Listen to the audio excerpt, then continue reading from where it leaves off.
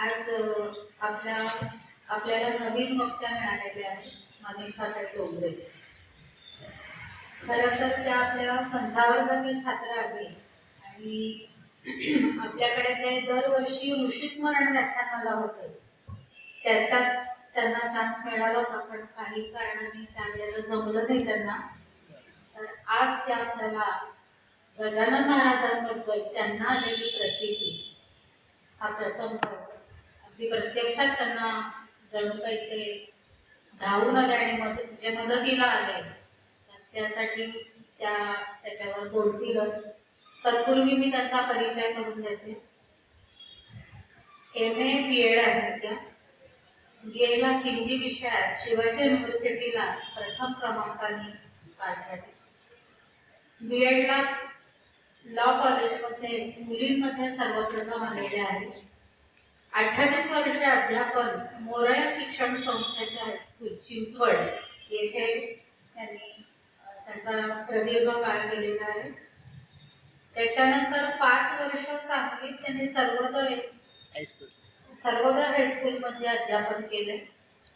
अनेक कविता गीतांचे आंतरशालेय स्पर्धेसाठी लेखन, त्याच्यात प्रथम द्वितीय क्रमांकाची बक्षीसही प्राप्त झालेली आहे. व्यर्थ न हो बलिदान स्वरचित पथनाट्याला त्यांना 2000 रुपयाचं पारितोषिक मिळालेलं आहे. तसंच स्वरचित चाफेकरांवरील पोवाड्याला 700 रुपयाचे बक्षीस मिळालेलं आहे. विनोबा भावे यावर राज्यस्तरीय निबंध स्पर्धेत बक्षीस मिळाले आणि 2012 साली मे मध्ये मुख्याध्यापिका म्हणून त्या शेवटी निवृत्त झाल्या आणि तरी त्यांचं कार्य चालू आहे. तेव्हा त्यांना मी विनंती करते की त्यांनी त्यांच्या आजच्या विषयाला सोबत. धन्यवाद.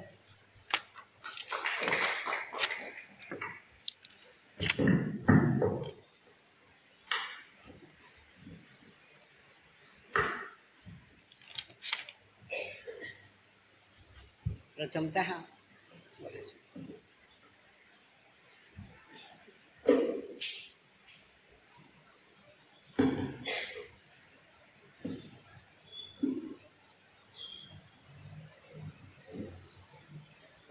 ऐकू येते ना सगळं व्यवस्थित? शब्द ऐकू येतात ना? प्रथमतः त्रिभुवन तारक त्रिभुवन नायक योगेश्वर कृष्णांना मनापासून नमस्कार. शेगावीच्या गजाननाचं मला वेळ लागला ते माझ्या आईनं. माझी आई शेगावीच्या गजाननाची पोथी दररोज वाचायची आणि तो संस्कार मला लहानपणापासून आला आणि नकळत मी ह्या शेगावीच्या गजाननाची उपासना करू लागले. माझ्यातून ती होत गेली, मुद्दाम मी पण आपोआप होत गेली. त्या शेगावीच्या गजाननाचं वर एक मी स्तवन लिहिलेलं आहे स्वतः. ते स्तवन आणि एक श्लोकनं सुरुवात करते. अनंत कोटी ब्रह्मांड नायक महाराजाधिराज योगीराज परब्रह्म सच्चिदानंद भक्त प्रतिपालक शेगाव निवासी समर्थ सद्गुरू श्री गजानन महाराज की जय.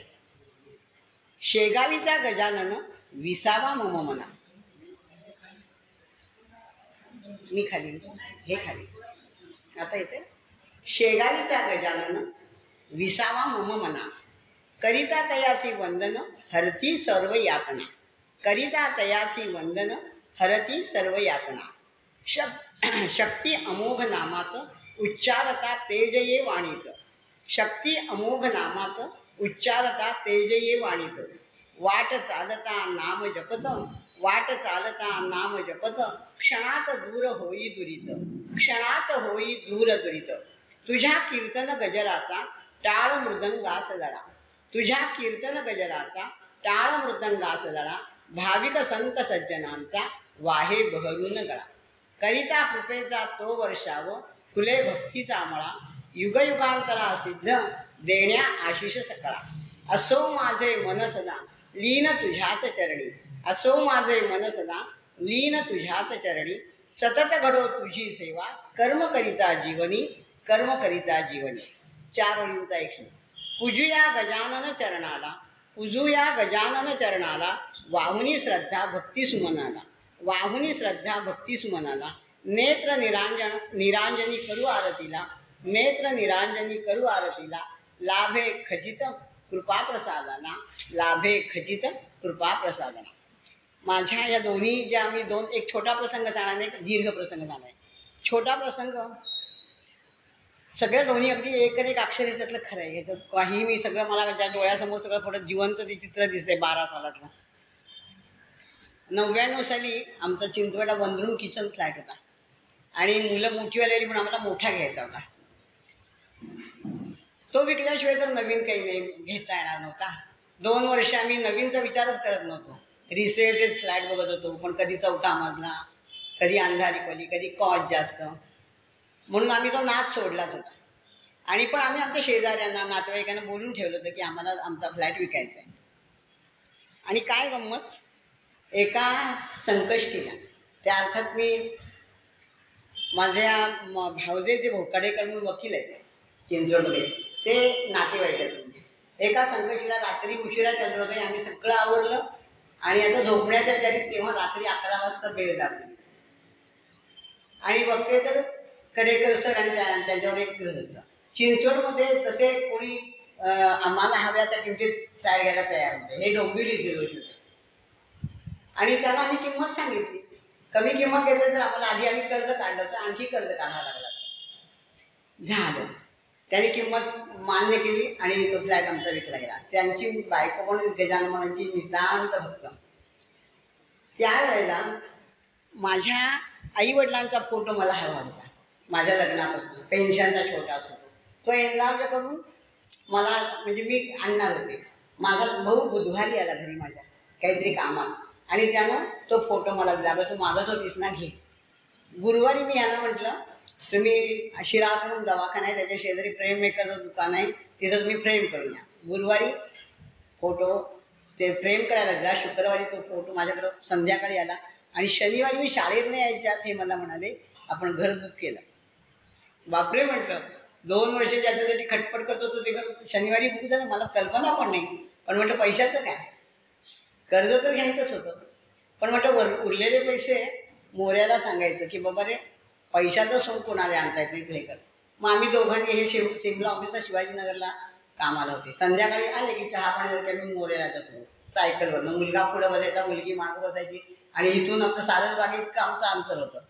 पण 33 दिवस आम्ही गेलो आणि 33व्या दिवशी ते कडेकर बंधू आमच्या घरी आले.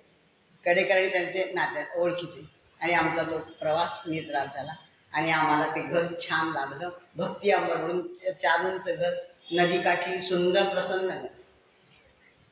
आईवडिलांचा फोटो म्हणजे मला अजून सुद्धा अंगावर काढायचो की आईवडिलांचा फोटो घरी आला बुधवारी आणि शनिवारी मी माझ्या नव्या घराची बातमी ऐकली. आईची उपासना, तिची पुण्याई, आईवडिलांची पुण्याई माझ्या पाठीशी. आता दुसरी कथा, 12 सालामध्ये मी मुख्याध्यापिका म्हणून रिटायर झाले. तोपर्यंत ह्यांना 4 वर्षात असं एकदा काहीतरी प्रवासाची, पर्यटनाची संधी मिळते म्हणून आम्ही अंदमान, काश्मीर, गोवा, नेपाळ अशा छोट्या मोठ्या भारतातल्या सहली केल्या त्या. पण मी दोघांचे 10 साली रिटायर झाले, मी 12 साली रिटायर झाले. ते म्हटले आता पर्यटनाला परदेशाला जायचं का, चालेल म्हटलं, मला काय, तुम्ही बरोबर असल्यावर मला काय, जाऊया. आणि ठरलं जायचं आपल्या दोघांचं. आता परीक्षा जाई कसलीच भानगड नव्हती, दोघंही आम्ही छान निवृत्त झाले होते. केसरी पुण्यात आलो, केसरी ऑफिसमध्ये सगळी चौकशी केली, त्यांच्या मीटिंगला हजर राहायचं, सगळं ठरलं आणि त्यांनी सांगितल्याप्रमाणे सगळं फॉलोअप करायचं. आणि मुलगा तिथंच नोकरीला होता, मुलगी ठाण्यात लग्न होऊन सासरी होती. झालं, दोघांनी आम्ही तयारीला सुरुवात केली. ऑगस्ट महिन्यामध्ये जायचं होतं आणि सगळं त्यांनी सांगितल्याप्रमाणे इत्तमभूत सगळं घेतलं. फक्त आम्हाला दोघांनाही ओझं खूप उचलता येणार नव्हतं, म्हणून आम्ही 2 छोट्या बॅग, म्हणजे मोठ्या बॅगा, एक मोठी बॅग आणि एक पर्स आणि एक सॅक एवढंच घेतलं होतं. कारण सगळ्या हॉटेलमध्ये पाश्चात्य देशातल्या आलिशान व्यवस्था होती, गाद्या गिरद्या, खाणं पिणं सगळ्या रेलचे, त्यामुळे खाणं पिणं आणि पांघरून अंतर घ्यायची काहीही गरज नव्हती. त्यामुळं आम्हाला ते सोपं गेलं. फक्त पाहिजे म्हणून आम्ही एक शाल जवळ घेतली आणि खायप्याच्या वस्तू केसरीनं उदंड दिल्या होत्या, त्यामुळे खाण्यापिण्याच्या वस्तू घ्यायची भानगड नव्हती. औषधं मात्र सगळी घेतली. त्यामुळे आमचं सामान 2 बॅगा, एक सॅक आणि एक माझी पर्स. पासपोर्टच्या प्रतिनिधी काढून सगळं आम्ही जय्यत आहे. मुलीकडे गेलो, तिथून विमानतळावर गेलो आणि केसरीचे ग्रुप लीडर वगैरे आमच्यावर जवळ 25-26 ग्रुपमध्ये सदस्य होते. आम्ही मुंबई एअरपोर्टवर गेलो, आंतरराष्ट्रीय विमानतळावर गेलो. त्यांनी सगळं आम्हाला ते खाऊ बिऊ दिला. आम्ही ते कार्गो बॅगमध्ये ठेवलं आणि आम्ही निघालो. परमेश्वराचं नाव घेऊनच घरातनं बाहेर पडलो होतो. गजानन म्हटलं तर त्याच वेळेला म्हटलं होतं सुखरूप परत जाणार बरं का. आणि मुंबईमध्ये पोचलो. विमान सुटलं होतं.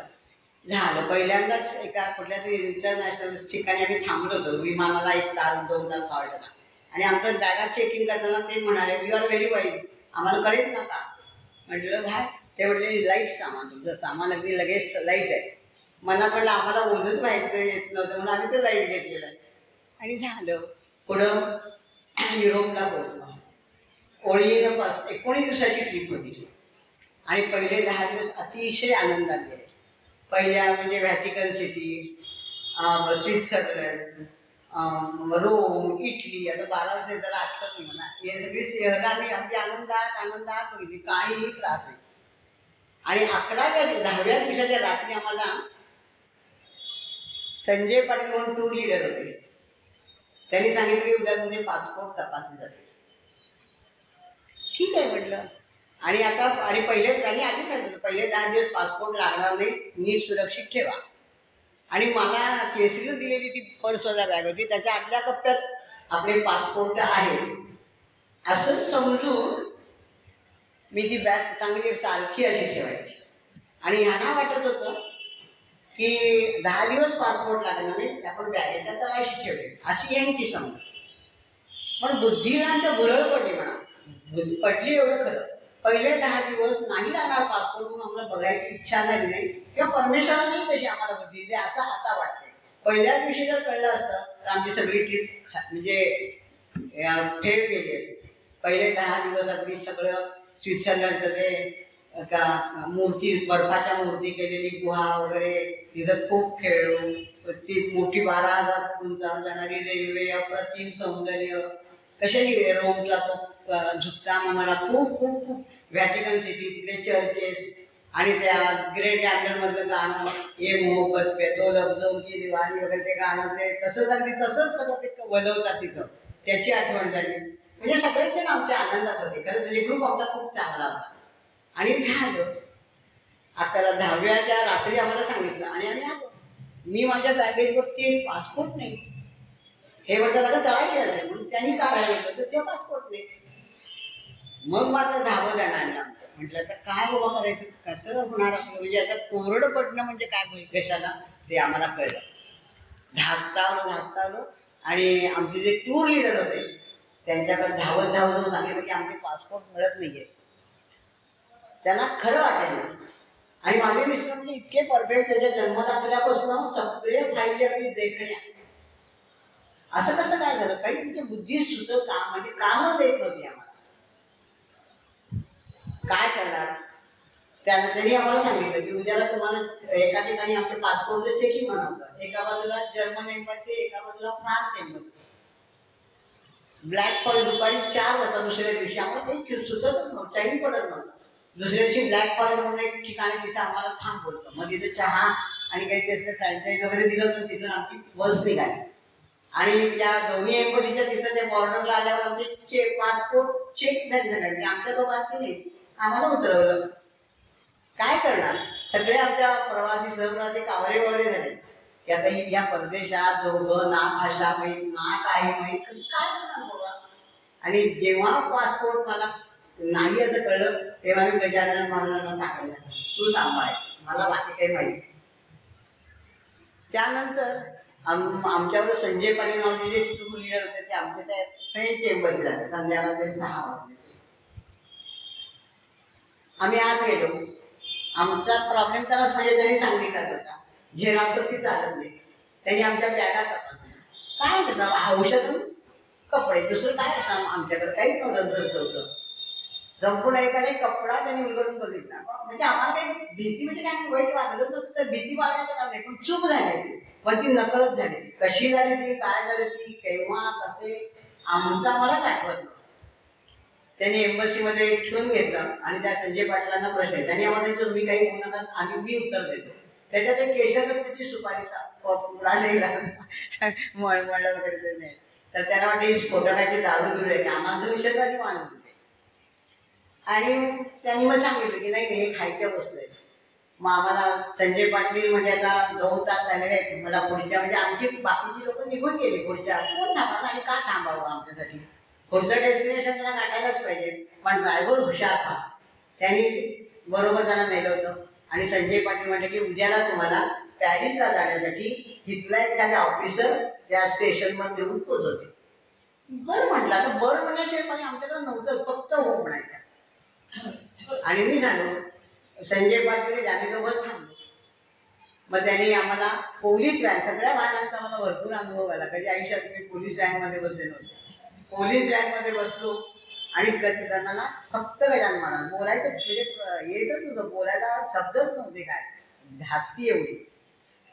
आणि पोलीस व्हॅनमध्ये जवळजवळ तास 1.5 तासाचा प्रवास केला आणि एका कुठल्या तरी पोलीस स्टेशनला नेलं आम्हाला.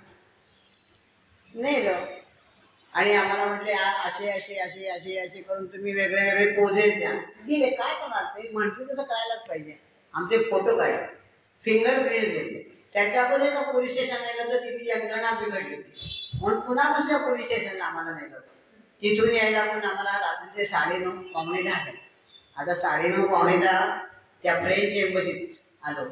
पण माणसं देवदूत असेल, चांगली, अगदी नम्र, भाषण वगैरे आमचा तसा काही संवाद होतच नव्हता, म्हणून इतकी ते आम्हाला हेल्पफुल होते. मी वॉशरूमला गेले तरी तिथे एक लेडी इन्स्पेक्टर काय असेल त्यांची, ती माझ्याबरोबर सारखं, म्हणजे त्यांना भीती वाटत होती की हे कोणी वेगळे आहेत का काय, पण आमचं तसं काही नव्हतं. आणि रात्री आता प्रश्नाला झोपायचा, जेवण तर काही नव्हतंच आमच्याकडं, म्हणजे इच्छा होत नव्हती.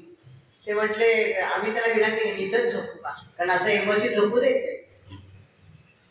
पुन्हा दिली असेल गजानन महाराजांनी त्यांना प्रेरणा, बुद्धी, असं म्हणजे तिथे एक छोटीशी खोली होती. तिथं आमच्याकडे 2 शाली होत्या. मी टेबलावर झोपले, हे खाली झोपले. कुठली झोपेला, फक्त विश्रांती शरीराला पाहिजे, मनाला आणि शरीराला. पडलो, विश्रांती झाली आणि सकाळी 7:30ला आम्हाला तिथं सगळं वॉशरूमची सोय, सगळं फ्रेश झालं. आम्ही आंघोळ बिंघोळ काहीच नाही. पुन्हा बॅग आमच्या पॅक केल्या आणि समोर जर्मन एम्बसी होती, त्या एम्बसीत आम्हाला नेलं. बसलो, कळतंय कुठं काय काय करायचं काय नाही. मग त्यांनी 2 फॉर्म दिले, इंग्रजीत होते. त्याच्यात नाव, पत्ता, इंडियाचा सगळं लिहायचं होतं. तेवढं दिलं आणि तुम्हाला सांगते माझ्या अंगावर काटा येते. आज 9 वाजता मी फोटो पण आणले त्याचा दाखवायचं मला. मुत्ता क्युझेन नावाचे एक गृहस्थ त्या ऑफिसमध्ये आहे. आजच्या दिवशी ते पॅरिसमध्ये होते. गेली 30 वर्ष ते जर्मन एम्बसी, फ्रेंच एम्बसी आणि पॅरिसची इंडियन एम्बसी याच्यामध्ये कार्यरत होते आणि मोठ्या पदावर होते. आणि ते आले, चहा हवाय का म्हटलं, हो चालेल. आणि एवढ्याशा फोटोग्राफ ह्याच्यात त्यांनी आम्हाला एक कप चहा दिला. चहा घेतला आणि म्हणजे काही काळजी नका, मी आहे. झालं मराठी, पुण्याचे, SP शिकलेले आणि कोंढव्याचे. एवढं तरी माझं झाल्यावर आमचं एकदम शांत झालं की काहीतरी आपल्याला मदत होईल. झालं. मग त्यांनीच आज सगळं ते काय कुठली पाठवली त्याच्यामध्ये बाकीचे फॉर्म भरले आणि आम्हाला त्या लोकांनी सांगितलं जा, आता जायचं कुठलं पॅरिस स्टेशन माहिती आहे आणि कोण ऑफिस वगैरे कोण नाही. बॅगा घेतला बाहेर उभं राहिलं, डोळे ठेवले. आता जायचं कुठं, कसं, कुणाला काय विचारायचं. तेवढ्यात ते पुन्हा बाहेर आले. काळजी करू नका, मी आहे. गजानन महाराजांची पहिली प्रचिती त्यांच्या रूपात मला गजानन महाराज दिसत होते. खरं सांगते की आत्ता सुद्धा मला तसं ती मूर्ती दिसते. त्यांची हीच तेंडुलकर सारखी मोठी गाडी. आपल्याकडं 5 रुपये नसेल तर कंडक्टर उतरवतो आणि इथं त्या गृहस्थांनी आम्हाला गाडीत बसायला सांगितलं. आम्ही गाडीत बसलो आणि वाटेमध्ये हिंदी, अर्धमोडकं मराठी, इंग्रजी या 3ही भाषामध्ये माझ्या मिस्टरने पुढं बसून त्यांच्याशी संवाद साधला. 1.5 तासाचा, पावणे 2 तासाचा त्यांच्या घरापर्यंतचा प्रवास होता. बसलो, काय पर्याय नव्हता. चला म्हटलं चलो, काय विश्वास ठेवला म्हणजे माझ्या. आणि मग त्यांनी आपल्या मिसेसला फोन केला की माझे 2 इंडियातले रिलेटिव्ह येत आहेत, त्यांच्यासाठी स्वयंपाक कर थोडासा. बघा काय कोण कुठलं काय, पण खरंच म्हणजे आमच्या मला तर सगळं दृश्य डोळ्यात आत्ता सुद्धा दिसतं. आमची त्यांची ड्रायव्हिंग करते, गाडी चालवत होते, बोलत होते, हे त्यांना माहिती सांगत होते कसं झालं काय झालं. आमचा काही चूक नाही, म्हणजे झाली चूक पण ती न कळत झाली. केव्हा कुठं कधी आपण काहीही कळत नाही. आमची बुद्धी ताण दिला तर चालत नाहीये. त्यांच्या घरी अतिशय प्रेमानं स्वागत झालं. हातपाय तिथे 2 मजली बंगला, वेल इक्विप्ड बंगला, तिकडे काय सगळे इलेक्ट्रॉनिक्स मशीन्स आहेत, हे आहेत, कॉम्प्युटर आहे, रिच. घरी गेले, हातपाय घेतलो आणि त्यांनी मला अक्षरशः एवढा मग्गा मोठा आपल्या इंडियात स्वच्छ पांढरा दुधाचा चहा दिला, पाणी आणि चहा तृप्त. कारण आदल्या दिवशी बसलं काही नवरा एक कप सकाळी मिळाला तर अर्धा कप त्या दोघांनी मी शेअर केला ना. आणि त्यांनी मला मग थोडा वेळ बंगला दाखवला, त्यांची बाग दाखवली, फोटो काढले आमचे आणि मग जेवायला तो पडलं. मग दही भात होता, एवढा सगळा वेळा पण तृप्त झाला, आत्मा मला एकदम तृप्त झाला. आणि छोटीशी कशी तरी मिक्स भाजी होती, पण चविष्ट, अमृतापेक्षा त्याची मला गोड याद जास्त वाटली. आणि शांत झालो आम्ही तेवढ्या जेवणाला सुद्धा. आमची भूक भागली, गप्पा मारल्या. आणि ते काय म्हणते बोलता बोलता, तुमच्या आम्हाला काय म्हणतात इतके युरो बिरो, आपले आपले 4-5 केजी कपडे नातवंडासाठी वगैरे घ्यायचे, शर्ट टी शर्ट वगैरे कापले. आणि जाता येत्याच्या प्रवासाला युरो लागत नाही, तुम्ही खरेदी केली तरच लागतात, पत्ताच नाही. मग ते मोठ्या मनात ते म्हणाले तुमच्याजवळचे युरो तसेच ठेवा. आम्ही घेतलं होतं पाकिस्तानात 3-4 युरो, आम्ही ते तळात ठेवलं होतं आणि थोडे युरोवर ठेवले होते. आणि मुंबईपर्यंत कधी इमर्जन्सी काय आली तर असू दे. बघा, जवळजवळ हजारो मैल अंतर भारतापासून दूर, कोण कुठला माणूस काही पत्ता नाही, फक्त 15 मिनिटाची बोलणं. पुण्यातले, एसबीतले, कोलव्यात राहणारे आणि आम्ही पुण्यातले, म्हणून त्यांचं आमची मन जुळली. झालं थोडा वेळ लगेच त्यांनी कॉम्प्युटर काढला आणि म्हटले की आता 3ची बस आहे, हे सॉरी रेल्वे 3 ते 6, पॅरिसला 6ला होती. हो म्हणायचं ना, काय करणार. पुन्हा तास 1.5 तास दोघंही नवरा बायको आम्हाला गाडीत घेतलं, त्यांना नमस्कार केला मी, आम्ही दोघांनी गेला आणि घराबाहेर पडलो, त्यांच्या बंगल्याबाहेर पडलो. आणि पुन्हा गप्पा मारत मारत काहीतरी आपल्या कौटुंबिक वगैरे सगळ्या गोष्टी करत आम्ही त्या ट्रान्सफरच्या रेल्वे स्टेशनला, 3 मजली रेल्वे स्टेशन, एक पाठी कळत नव्हतं, सगळं फ्रेंच का जर्मन कुठल्या भाषेत होतं काय होतं पण त्या देवालाच माहिती. ते म्हटले बसायचं, बसलो आम्ही एका बेंचवर खालच्या पहिल्या म्हणतात. आणि ते म्हटले मी तुमच्यासाठी तिकीट काढून आणतो पॅरिसची. बरं म्हटलं. आणि त्यांनी दुसऱ्या मजल्यावरनं प्रत्येकी 90 युरो, 90 म्हणजे 100 असा हे प्रकार. 1 युरो म्हणजे जवळजवळ 100 आकडा होता. दोघांनी 90 युरोची 2 तिकीट काढली आणि आमच्या हातावर ठेवली. आवाज पुन्हा आणि आवाज, बापरे म्हटलं काय हे. तर झालं बरोबर 3:10 येताना रेल्वे लागलेली होती. हे आम्ही दोघं ते आत आले आम्हाला बसवायला, कोण करते एवढं कोणासाठी, पण आले तो मला ते मुगं पुढे गजानन मला असं राहता वावरले तसं भाग होतं. रेल्वेत आम्ही बसलो त्या मोठ्या, आणि हा ह्याच्यात तिप्पट एक डबा एवढ्या अंतराचा, आणि माणसं आम्ही दोघं एका कोपऱ्यात 6-7, कुणाशी बोलणार काय आणि कुठल्या भाषेत बोलणार काय. आणि 10 मिनिटं 5 मिनिटं त्या मॅडमना काय वाटलं पुन्हा, माझे तर डोळे सारखे म्हणजे भरतच होते, काय होणार पुढं काय होणार पुढं. आणि त्यांनी काय प्रेम वाटलं त्यांना कुणाला माहित. त्यांनी मला मिठी देते ते सिल्विया मॅडम, डोक्यावर हात फिरवला तुमची, म्हणजे त्यांना असं वाटलं की तुमची काळजी वाटते मला आता दोघांची. पण आता पॅरिसला गेल्यावर फोन करा. आम्ही त्यांच्या एवढ्या मोठ्या त्यांच्या घरामध्येच आम्हाला एक जाड कागद दिला होता, त्याच्या दोघांनी त्यांचा फोन नंबर घेऊन ठेवला होता मोठ्या अक्षरात, नको चुकायला, हरवायला नको म्हणून. आणि काय झालं, त्यानंही सांगितलं सांभाळून जा. आणि आमच्याकडे कळलं किती 12 साली एवढा पिल्लू फोन, कुठल्या स्मार्टफोन काय, तो पिल्लू फोन बंद पडला. पॅरिसला गेला त्यांना फोन कसा करायचा. तिथं बसलो 6ला बरोबर 3 म्हणजे 90 रेल्वे सुटली. 3 तास पोटाचं पाणी सुटायला गेलो, इतका वेळ, इतका शांत छान प्रवास. बरोबर 180 अंशाला पॅरिस रेल्वे स्टेशनला रेल्वे आहे. खूप झालं तिथं त्यांनी सांगितलं होतं की मारिया नावाची आमची एक रिप्रेझेंटेटिव्ह केसरीचा असा फलक घेऊन तुम्हाला न्यायला येईल. ठीक आहे, बसलो आम्ही वाट बघत. 6 वाजले, 7 वाजले, 8 वाजले, 9 वाजले, यायला कोणीच नाही. आता काय करायचं, आता कुठं जायचं. मग त्याच्या अगोदर आम्ही एक इंडियन सारखा माणूस दिसत होता, त्याला मी रिक्वेस्ट केली की त्यांच्या हुसेनला आम्ही फोन करू का. तर सगळं सभा पुन्हा मला प्रसिद्धी घ्या म्हणाला असं म्हणाले. त्यांच्या फोनवर आम्ही सांगितलं की इथं कोणी आलेलं नाहीये. त्या ते दोघं पुन्हा चिंतेत, आता हे दोघं रात्र कुठं काढायची, कुठं बसायचं. पण हे अखेर त्या रेल्वे स्टेशनवर हिंडून सांगत होते काहीतरी इंग्रजीतनं वगैरे की असं असं आम्ही दोघं डोंगरे आहोत आणि आम्हाला आमचं काही माहिती येते का बघा. ते म्हणजे ठीक आहे. आणि खरंच वी डोंट नो काही आम्हाला माहित नाही, कसं झालं माहित नाही, काय माहित नाही. एका बूथवर कॉम्प्युटरवर आमच्या दोघांची नावं आहे आणि तिथल्या हॉटेलचा पत्ता आला. आणि त्या माणसाने यांना बोलावलं कारण ते 2, 4, 5 नाही हेल्पाने घालतो त्या रेल्वे स्टेशनच्या कॉम्प्युटर बूथवर काय माहित कशासाठी माहिती सांगायला म्हणून. आणि अक्षरशः एवढ्या चिटोऱ्यावर त्यांनी त्या हॉटेलचा पत्ता कागद देऊन आम्हाला दिला.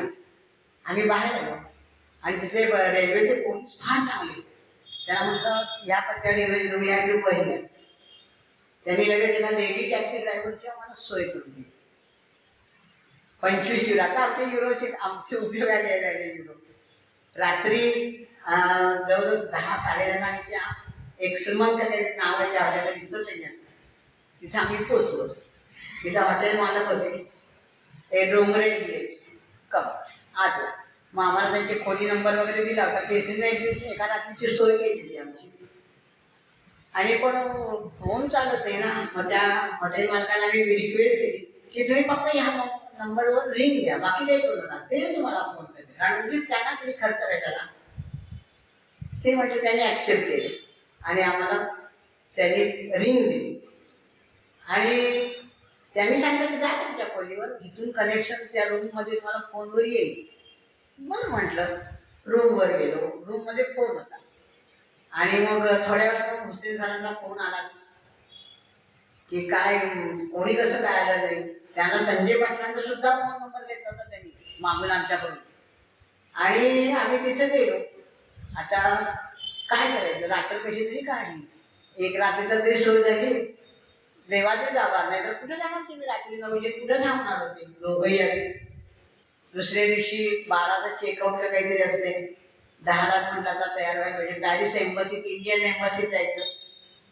तर रात्री 11 वाजता आम्ही पोचलो. नुसते पडलो होतो पाणी पिऊन.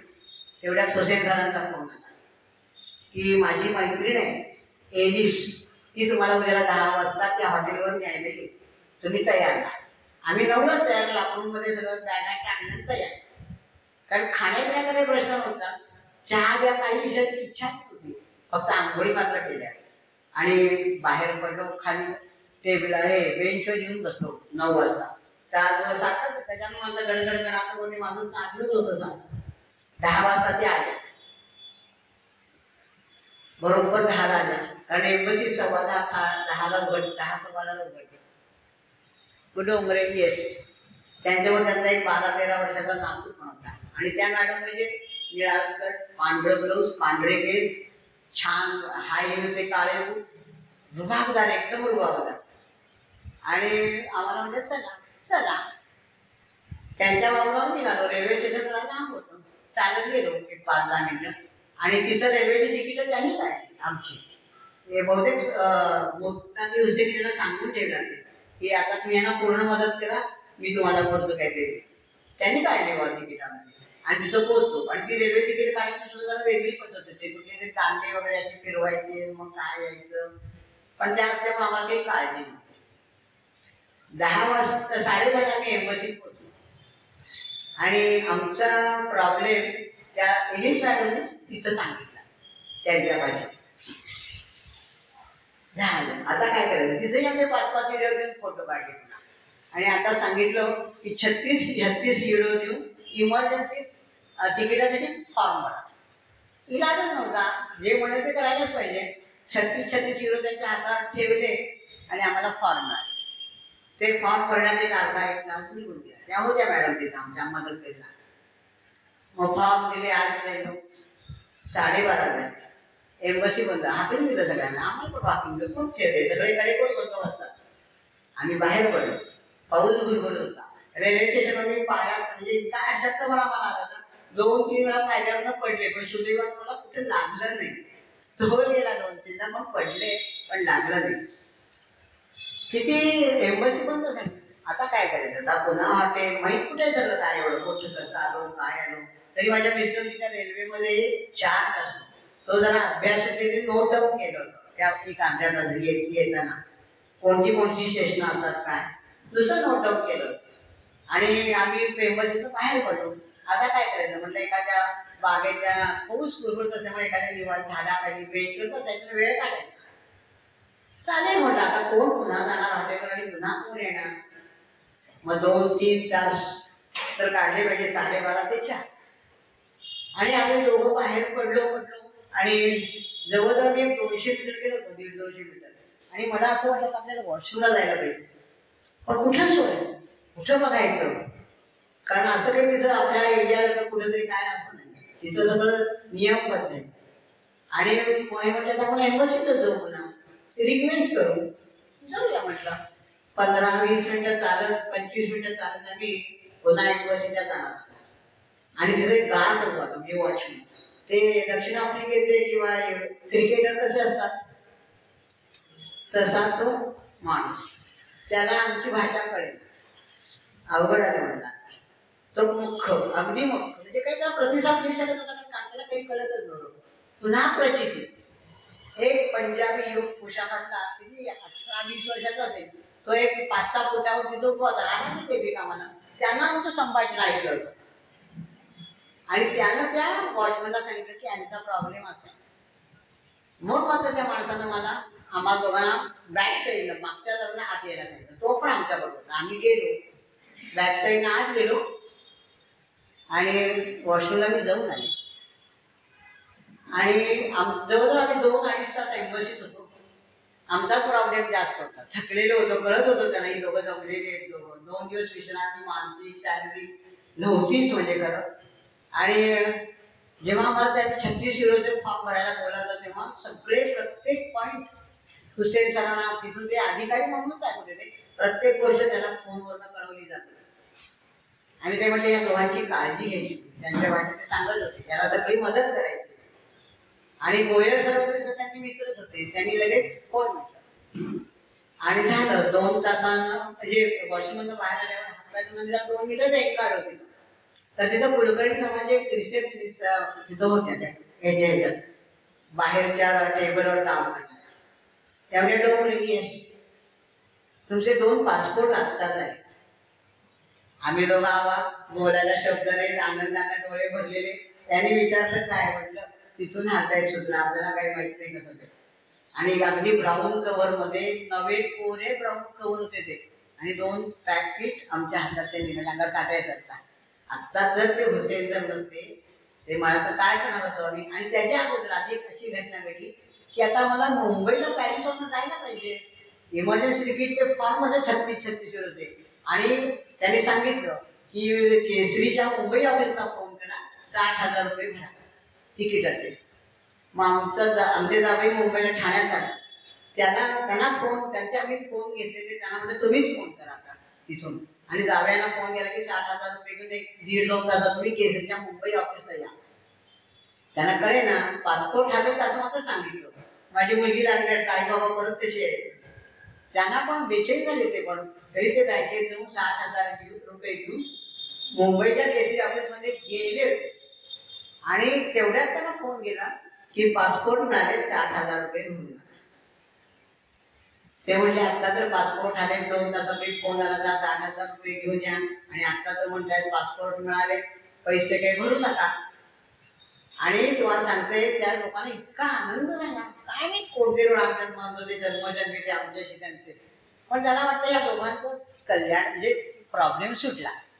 आणि त्या गोयलसाठी आम्हाला आत बोलायला, आम्ही तर बोलत होतो एम्बसीत, आतल्या कोणी बोलून देत कुणाला करू, पण आम्हाला आत बोलायला. आणि ते दोन्ही भरलेले फॉर्म असे आमच्या देखतच फाडले आणि डस्टबिनमध्ये टाकले.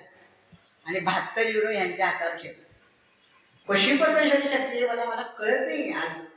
ते 72 युरो नाही म्हटलं, तुमचे पासपोर्ट मिळाले, आता तिकिटाची काही गरज नाही, कशाची काही गरज नाही. आणि आम्हाला कळेच ना ते पासपोर्ट कुठून कसे आले. तर त्यांनी पत्ता बघितला, तर कान्सचे आपले जे अभिनेते वगैरे ते कान्सला रेड कार्पेटला काहीतरी रॅम्प वॉक करायला जातात, ऐश्वर्या राय वगैरे ऐकलं होतं. ते कान्स, त्या कान्सवर आम्ही समुद्रावर हिंडताना आमचे त्यांच्या खिशात होते ते. त्यांना खरं असं होत नाही कधी, पण झालं बुवा. कसे पडले ते, पण त्या कानच्या समुद्र किनाऱ्यावर ते पडले ते.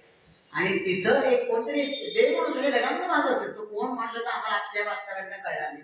त्यानं काय केलं ते 2 पासपोर्ट घेऊन कायमच्या तिथल्या ऑफिसमध्ये दिले. आता ते ऑफिस कुठलं आहे काय मला अजूनही माहिती नाही. तिथं दिले पण 8-10 दिवसापूर्वी ती घटना होती. आणि तिथं त्या माणसानं ते पासपोर्ट इंडियातले आहेत ते पॅरिसवरनंच पुढं शेवटचं डेस्टिनेशन असणार त्यांचं काय हुशार होतं तो. त्यानं पॅरिसला पाठवले. आमचं सुदैव असं की आमची बस दुसऱ्या दिवशी पॅरिसला येणार होती केसरी. आणि लगेच हुसेनला फोन केला की ह्यांचे पासपोर्ट मिळाले काळजी करू नका. त्यांना प्रचंड आनंद झाला की हे दोघांना सुरक्षित इंडियात जाते. आणि झालं मग आम्हाला म्हणजे कार्समध्ये दुसऱ्या दिवशी आमचे पासपोर्ट पडलेले. पण आम्हाला परमेश्वरानं अशी भूल दिली ती बुद्धीला की निदान याची 10 दिवसाची ट्रिप तरी चांगली होती. आता असं वाटतं मला.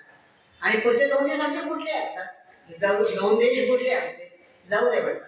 मग दुसऱ्या दिवशी आता शांत झोप लागली त्या रात्री. केसरीनं परत काय भेळ दिली पॅकेट आम्हाला. ती भेळ खाल्ली. रात्री चहा कॉफीची पण पॅकेट घेतली. चहा कॉफी घेतली. आणि दुसऱ्या दिवशी आम्ही त्या हॉटेल मालकाला धन्यवाद दिले आणि आम्ही बाहेर पडलो. हुसेन सरांचा फोन त्या हॉटेल मालकाला येत होता कारण त्यांच्याकडे तो फोन नंबर होता हॉटेल मालकाचा की या दोघांना व्यवस्थित टॅक्सी ड्रायव्हर देऊन आयफेल टॉवरला पीसफुलला पोचवायची जबाबदारी तुमच्यावर. आणि त्यांनी ॲक्सेप्ट केलं. आणि दुसऱ्या दिवशी आम्ही 11 वाजता निघालो. म्हटलं पोचायला उशीर नको व्हायला आपल्यामुळे. आणि पुन्हा 1-1.5-2 तासाचा प्रवास. ते काय 50-25 युरो दिले आणि आमची टॅक्सी त्या आयफेल टॉवरच्या परिसरात आली. उतरा म्हणजे उतरलो आणि जावं असे चालत म्हणजे इथून सारसबाग इतकं चालायचं होतं. गेलो चालत काय करता काय. आणि तिथून पुढे टॅक्सीला परवानगी नव्हती. आणि मग आयफेल टॉवरच्या ईस्ट पोलला बसलो तिथं निवांत बसलो. आता काही काळजी नव्हती मन शांत होतं. आणि 3 वाजता आमची केसरीची बस आली. केसरीची बस दिसल्यावर एकदम हायसं वाटलं मला की आलो बाबा आपण आपल्या पुन्हा. आणि आम्ही चढलो. आमच्या सीट दोघी रिकाम्याच होत्या. आम्ही आज चढलो. सगळ्यांनी टाळ्या वाजून आमचं स्वागत केलं. 2 दिवसापूर्वी ही लोकं कुठं जातील काय करतील कारण टू व्हीलर पण बरोबर नाही आमच्या. पण सगळ्यांना आनंद झाला. आणि मग 2 दिवसानंतर आमची राहिलेली 6 दिवसाची ट्रिप होती लंडन आणि पॅरिसची. ती छान झाली. पॅरिसचा आयफेल टॉवर बघितला. पुन्हा लंडनला लंडन आय लंडन बीच यांनी खूप ठिकाणं बघितली. पण आता आम्हाला त्यावेळेला वासुदेव कर्नाटकातल्या एक मॅडम होत्या. त्या म्हणजे every day you have to check your passport in the morning and at night. आम्हाला पण ते पटतच होतं पण भूलच पडली बुद्धीला. कदाचित परमेश्वरानं तशी आम्हाला बुद्धी दिली की आमची डिस्टर्ब होऊ नये ट्रीप म्हणून. असं आता मला वाटतं की गजानन महाराजांची ती सगळी कृपा. मग किती रूपात मला गजानन महाराज भेटले. पहिल्यांदा भेटले ते हुसेन सरांच्या रूपात. ते चांगले जर्मन एम्बसीतले लोक, फ्रेंच एम्बसीतले लोक, त्याच्यानंतर एलिस मॅडम, सिल्विया मॅडम, तो पंजाबी युवक, तो वॉचमन, गोयल, ते जर्मन एम्बसीतले सगळे अधिकारी ज्यांनी आम्हाला मनापासून मदत केली. आमचे युरोप परत आमचे तिकीट ते इथे काढलेली इमर्जन्सी फॉर्म रद्द केले काढून टाकले. आणि तो पंजाबी माणूस किती रूपात मला गजानन महाराज म्हणजे इतक्या रूपात भेटले. मला प्रत्येक वेळेला असा भास होता की मला गजानन महाराज मदत करतात. आणि सतत संपर्कात हुसेन सर होते माझ्या यांच्या आणि माझ्या म्हणजे एम्बसीच्या फोनवर. आमच्याकडे फोन बंदच पडला होता. आणि झालं आयफेल टॉवरला संजय पाटील यांना फोन लगेच गेलाच 3 वाजता. आले का ते लोक घेतलं का बसमध्ये त्यांना. हो म्हणजे संजय पाटील हो आम्ही त्याला घेतलेलं आहे. आणि मग आम्ही बसतो. पुढचे 5-6 दिवस आमचे अगदी छान गेले. आणि मग मुंबईला जेव्हा विमानतळावर उतरलो तेव्हा अगदी निश्वास सगळा हाय बाबा आलो आपण आपल्या मातृभूमीला आलो. आपलं टूर अगदी यशस्वी झाले. पण अजूनही आम्हाला माहीत नाही की तो कान्समधला कोण तरुण होता की ज्यानं ते पासपोर्ट तिथल्या कान्सच्या कुठल्या योग्य ऑफिसमध्ये दिले. हे जर कुठल्यातरी लुटारूला वगैरे मिळाले असते तर त्यांना फार समुद्रात फेकून दिले असते असे म्हणतात करतात लोक म्हणून किंवा त्याचा मिसयूज केला असता. पण तो देवाचीच तशी सद्बुद्धी होती की त्या माणसानं तिथं दिली येते. आणि पुन्हा ते हुसेनचं घरी आम्ही चिंचवडला आलो. मुलीला अतिशय आनंद झाला. आई वडील आपले सुखरूप परत आले कधी म्हणून. आणि मग ठाण्यावर चिंचवड आलो. आणि मग मी तेव्हाच बोलले होते की मी गजानन महाराजच्या पोळीची 21 पारायणं केली. आणि घरी आल्याबरोबर दुसऱ्या दिवशी हातपाय धुतले. गजाननाचं मंदिर आहे आमच्या घरा शेजारी चिंचवडला लिंक रोडला.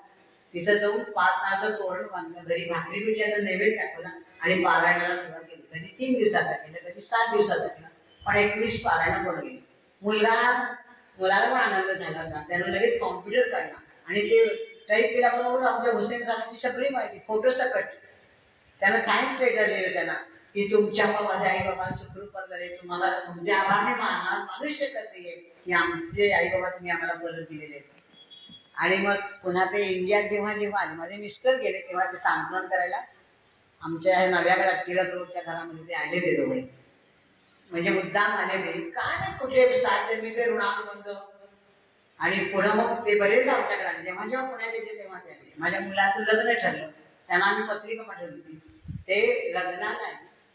8 दिवसानंतर विष्णुकृपामध्ये लग्न सांगलीला झालं, 8 दिवसानंतर रिसेप्शन विष्णुकृपामध्ये झालं. ते मध्ये 8 दिवस बहिणीकडे राहिले आणि रिसेप्शनला पण आले. मला खोटं वाटेल, म्हणजे पैसा तर मला नाही, 5,000 रुपयाचा आहे त्यांनी आम्हाला, पण इतकं प्रेम मिळालं मला, कोण कुठला माणूस. पण आम्हाला गजानन ते म्हणजे अगोदर मला गजानन होतं, पण तेव्हापासून प्रचिती आली की गजानन महाराज आपल्या पाठीशी आहे. पण प्रारब्धातले भोग आपल्याला आपली चुकत नाही, ते संत सुद्धा सोडू शकत नाही, आपल्याला भोगावे लागतात. आणि म्हणून त्याच्यावर मी एक छोटीशी कविता केली, शेवटच्या 4 ओळी वाचते. तो ते जर ग्रस्त त्या दिवशी एम्बसीत आम्ही गेल्यावर, जर्मन एम्बसीत गेल्यावर बाहेर आले नसते तर आम्ही कुठे जाणार होतो, कुणाला विचारणार होतो, ते पॅरिस रेल्वे स्टेशन कसं काढणार होतो. म्हणजे आज सुद्धा माझ्या अंगावर काटा येतो की काय बुवा कसं घडले.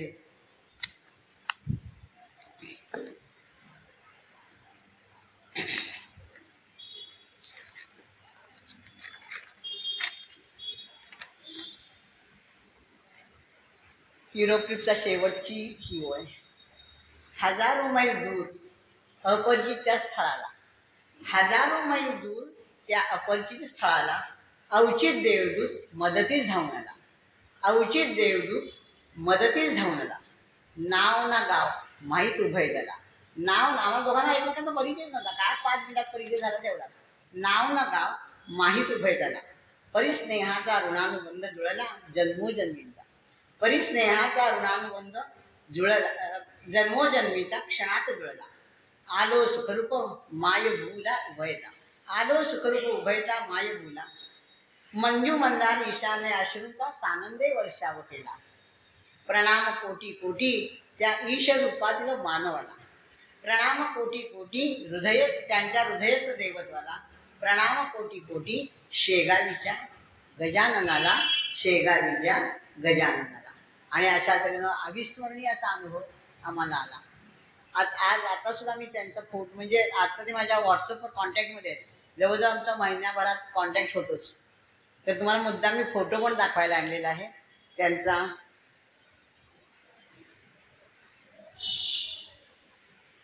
हे बघा, ते सिल्विया मॅडम,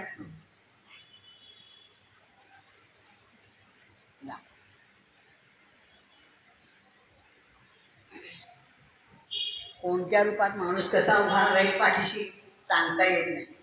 अतिशय प्रेम म्हणजे प्रेमच दिलं आम्हाला त्यांनी, बाकी काहीच नाही. म्हणजे अक्षरशः ओयासीस म्हणतात ना मालवणतात ना, तसा तो आम्हाला अनुभव, त्यांची मदत, त्यांचं गाडीतलं जाणं, कमालीचं मला प्रेरणा, म्हणजे मदत इतकी मिळाली.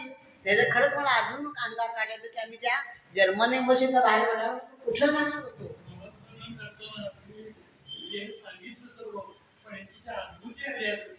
हो, अनुभूती झाली, नाही सांगू शकत मी. हो, तिथून सुद्धा आली एवढं खरं, कशी कुठे ते मला माहित नाही. म्हणजे रात्री 9 वाजता आमच्या एवढ्या चिटवल्यावर त्या हॉटेलचा पत्ता मिळावा कसा कुठला आम्हाला दोघांनाही कळेना. आम्ही 9 वाजेपर्यंत 3 तास बसलो रेल्वे स्टेशनवर. रात्र कुठे घालायची, कुठं जायचं काहीच पत्ता नाही. पण एवढ्या चिटवल्यावर तो पत्ता मिळाला हॉटेलचा आणि आम्ही तिथं पोहोचलो. पण ते सगळे लेडी टॅक्सी ड्रायव्हर, रेल्वेचे पोलीस, सगळे खरंच हेल्पफुल मिळाले आम्हाला. त्या कोणी आम्हाला अपमानास्पद वागणूक नाही, अपमानास्पद शब्द नाही, कुणी आम्हाला अपशब्द वगैरे काहीही बोललं नाही. खरंच सांगते, आधी थोडक्या मोठ्या इंग्रजीमध्ये त्यांनी आम्हाला उलट मदतच केली की झोपायला सुद्धा एम्बसीत परवानगी देत नाही, पण आम्हाला त्यांनी सांगितलं यू कॅन स्लीप. कारण ते फ्रेंच हॉटेल जवळ होते, पण ते पुन्हा युरोचा प्रश्न, फ्रेंच भाषा, कुठली रूम काय कसं करणार, नको वाटलं. आपण इथंच त्याला रिक्वेस्ट करू, पण त्या लोकांनी दिली बुवा. म्हणजे मला अजून सगळं आश्चर्यच वाटते की हे सगळं कसं घडलं. परमेश्वरी शेगावचा गजानन मला माठीशी उभारला, म्हणूनच आम्ही सुखरूप परत आलो इंडियामध्ये. धन्यवाद.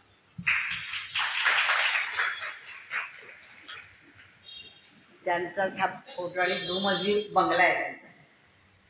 येतात ते आता आले पुण्यात की येतात, जवळ 6-7 वेळा येऊन गेले इंडियामध्ये ते.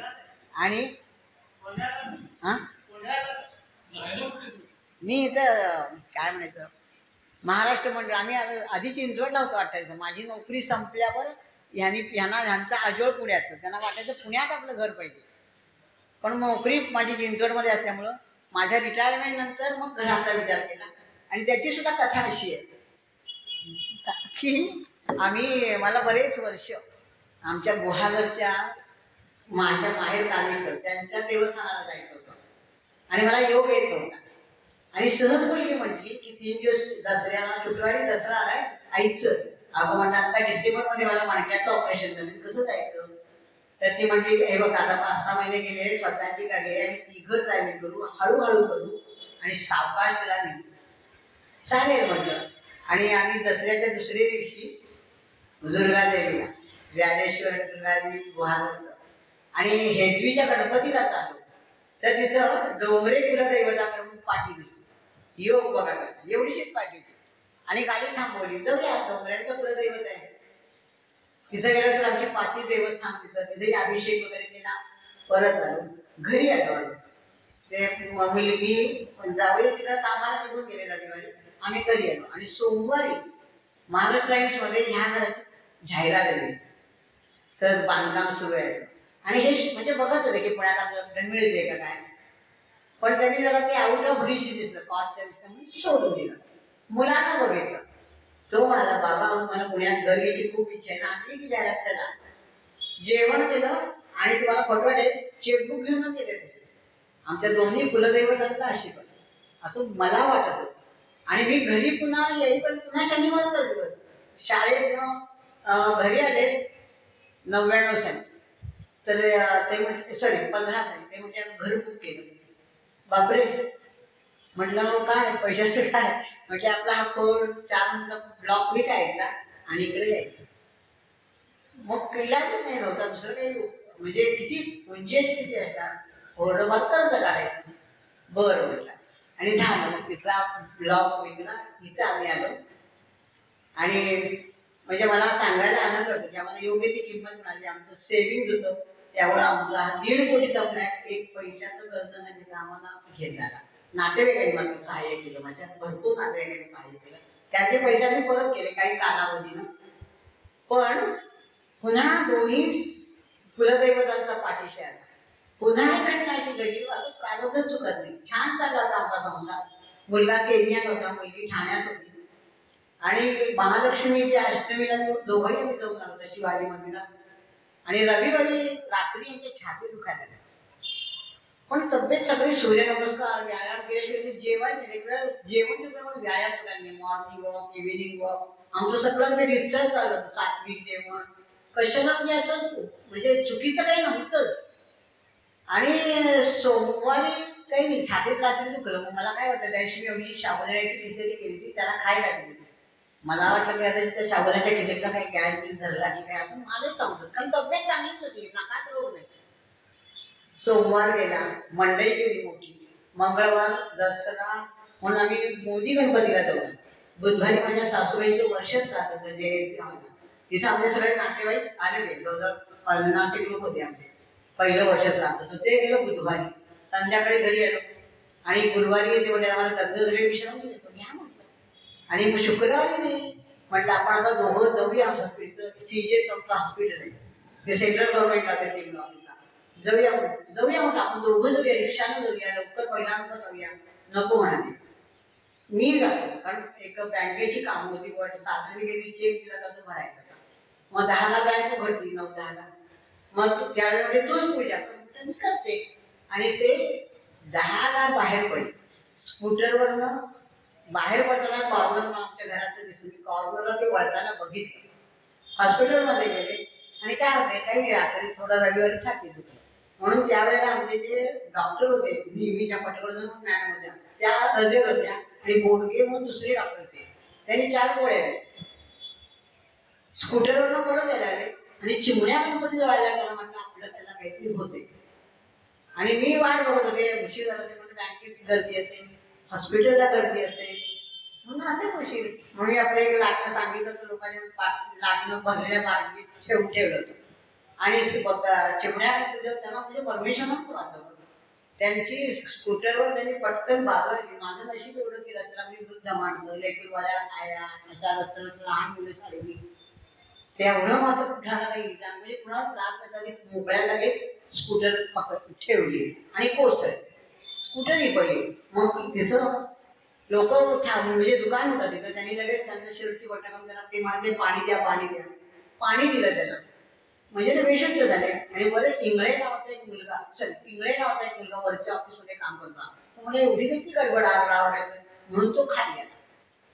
आणि तर ते आमच्या त्यांच्या तर बँकेचे सगळे कागदपत्र असेल, एक पिशवी होती, हॉस्पिटलच्या गोळ्या होत्या, डायरी होती, त्याच्यावरनं नाव कळलं आणि पत्ता कुठाय पण. मग त्यांच्याकडे ड्रायव्हिंग लायसन्स होता, बाकी सगळे पत्ते चेंज होते. ड्रायव्हिंग लायसन्स आमचा ह्या घरचा पत्ता होता, विघ्नाथ अपार्टमेंट, लिमयेवाडी 1171. तेवढ्या तो माणूस, तो मुलगाच होता 20-22 वर्षाचा, तो माझ्याकडे आला. म्हणता डोंगरी काम करू, आमच्या वॉर्डमॅनला विचारला. त्याला म्हणजे तुमच्या मिस्टरना अपघात झाला, लवकर झाला. आणि मी तसंच सगळं ठेवलं. मी आपली कुकर लावून वगैरे वाट बघत बसले ते. आणि म्हटलं पैसे बरोबर घ्या, बरं म्हटलं पाण्याची बाटली घ्या, घेतली. आणि त्यानंच मला मोठ्या त्याच्या स्कूटरनं तिथं नेऊन उभं केलं. तर माझे मिस्टर पेशंट असतात मान टाकून बसले ते. ताबडतोब रिक्षा गेली आणि सह्याद्री हॉस्पिटल, तो म्हटला मी तुमच्यावर येतो, सह्याद्री हॉस्पिटलपर्यंत येतो. आणि आम्हाला म्हणजे नेलं. आणि सह्याद्री हॉस्पिटलला लगेच इमर्जन्सी म्हणून त्याला आत घेतलं. आणि मी जाताना माझ्या नंदेच्या मिस्टरला फोन केला की ह्यांना असा अपघात झालाय, तुम्ही येतात तर या. मी जाऊन तिथं पोहोचले तर ते पण शनिवार वाड्याजवळ राहत होते, ते दोघंही तिथं आले. आणि मी म्हणते उपचार करा उपचार करा उपचार करा. तर बरेच फोन गेले, माझ्या मुलींनी फोन केला होता, मुलीच्या सासूसासऱ्यांना फोन केला होता, सगळे लोक आले. पण मला काय केलं काय पुढे 2 तास मला काहीच कल्पना नव्हती. 2 तासांनी मला सांगितलं की ह्यांना घेऊन घरी जा. ते मग घरी गेल्या मला झालं की ते जागेवरच गेले. काय करणार मग, आले घरी एकटी. पण तेवढ्यात मुलगी जावई सगळे आले. पण ते रस्त्यावर झालं ना, त्यामुळं मग ते काय पोस्टमार्टम वगैरेसाठी ठेवलं. आणि मुलगा केनियात होता, त्याला फोन गेला, म्हणजे त्याला जावयाने फोन केला की ताबडतोब निघून ये. मग 2 विमानं बदलून तो दुसऱ्या दिवशी 1 वाजेपर्यंत आला. आज 24 तास ठेवावं लागलं. आणि मग तो आल्यावर म्हणजे झालं. पण मला खूप त्रास झाला त्या गोष्टीला. पण एवढं की त्यावेळेला सुद्धा तो पत्ता मिळाला नसला किंवा ते कुठल्या तरी अननोन एरियात कोसळले असते तर काय कोणी विचारलं असतं, कुठं गेलं असतं, पत्ता नाही काय नाही, सगळे कुठे. पुन्हा म्हणजे प्रारंभाचे भोगायचे ते, त्याला काही मला सुटका नाही. पण बळ द्यायचं काम परमेश्वरानं केलं. आणि एवढंच की त्या स्कूटरमुळे कुणाला इजा झाली. पुढे यथावकाश मग विरुळ आहे. 2-3 महिने मला खूप त्रास झाला. आणि मग हिथंच माझी दीपिका जोशी म्हणून मैत्रिणी, तिने मला गीता धर्म मंडळात आणलं. हिथं तुम्हाला करा, ती पण चिंचवडची, फक्त आम्ही दोघे एकाच वेळीमध्ये एकच भिंतमध्ये आता जवळ राहतो. मग तिला गीता धर्म मंडळात आणलं. मग हळूहळू मी जवळजवळ 3 महिन्यानंतर रुळायला. मग 1-1.5 वर्षाची गीतेची संथा घातली. पण मेंदू मला काही स्मरणशक्ती मला साथ दे, म्हणजे पाठांतर होत होतं. आता म्हटलं पुन्हा घ्या. आणि पुन्हा मी आता 8 दिवस झाले गीता संथा लिहिली की आता विस्मरलेलं आहे, पुन्हा शिकूया आपण.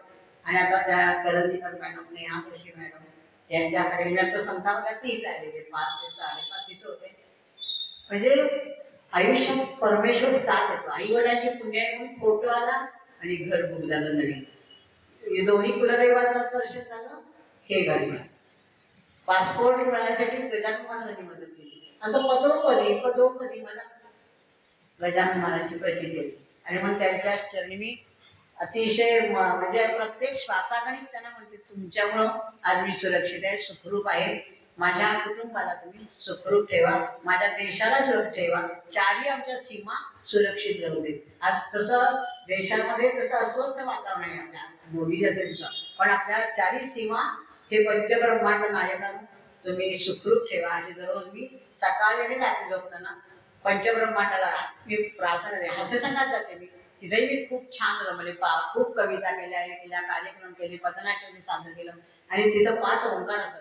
त्यावेळी मी पहिला ओंकार गजानन महाराजांना करते, दुसऱ्या ओंकाराच्या वेळेला स्वामी समर्थांना नमस्कार करते, तिसऱ्या ओंकाराला अंतापूरच्या शंकर महाराजांना नमस्कार करते, चौथ्या ओंकाराला शिर्डीच्या साईबाबांना नमस्कार करते, आणि 5व्या ओंकाराला गोंदवलेच्या गोंदवलेकर महाराजांना त्रिभुवन नायक योगेश्वराला आणि बदलापूरचा तो श्रीकृष्ण आहे त्याचं एक पुस्तक वाचलं मी आणि तिथं माझ्याकडे जे मी मुद्दाम माझ्या अंथरुणाखाली ते फोटो ठेवले श्रीकृष्ण लीला म्हणून लीलाचं ते कर्व्यांचं पुस्तक आहे अप्रतिम पुस्तक आहे तुम्ही कितीही नास्तिक असा तुमची श्रद्धा तुम्ही ते वाचल्यानं तुम्ही सोडणारच नाही ते पुस्तक इतकं श्रद्धा आपली त्या पुस्तकामुळं आणि सगळ्या सत्यकथा आहेत आणि त्यामुळे त्या बदलामध्ये मी मुद्दाम गेल्यावर जाऊन पण आले त्या कृष्णाला पण करोना काळामध्ये आम्हाला बाहेरूनच दर्शन घ्यावं लागलं प्रत्यक्ष आत जाताना म्हणजे ठीक आहे परमेश्वराचं दर्शन बाहेरूनच तरी घेत आलं आणि अशा तऱ्हेनं आता माझं आयुष्य शांत चित्तानं मुलगा सून आहे नात आहे ती 6 वर्षाची आणि मुलगी छान आहे परमेश्वरानं मला म्हणजे गुडघ्याचं 15 तास ऑपरेशन झालं मी रिप्लेसमेंट मणक्याचं ऑपरेशन झालं एवढ्या सगळ्या ह्याच्यातनं मला देवानं उभं केलंय याच्यामध्ये मी त्याच्या शेगावीच्या गजानन महाराजांच्या चरणी अत्यंत ऋणी आहे धन्यवाद सगळं मी मोकळेपणाने तुम्हाला सांगितलं आरती